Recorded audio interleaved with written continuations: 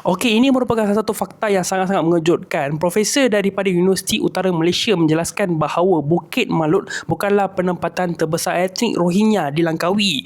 Profesor Madya Dr. Muhammad Naim Aziz merupakan seorang pensyarah daripada Universiti Utara Malaysia. Beliau menegaskan perspektif negatif yang terdapat di Bukit Malut harus dihapuskan kerana Bukit Malut ini bukanlah penempatan terbesar etnik Rohingya dan bukanlah aktiviti sarang jenayah seperti yang diuar-uarkan di media sosial.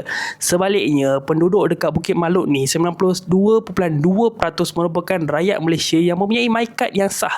Hanya yang selebihnya merupakan penduduk yang tidak mempunyai dokumen yang sah.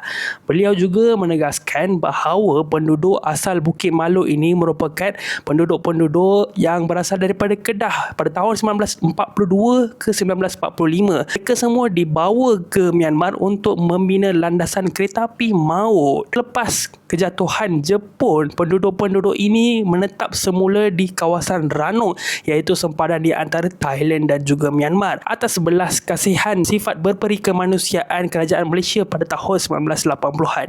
Jadi penduduk ini ditempatkan semula di Langkawi, iaitu secara tepatnya di Bukit Malut.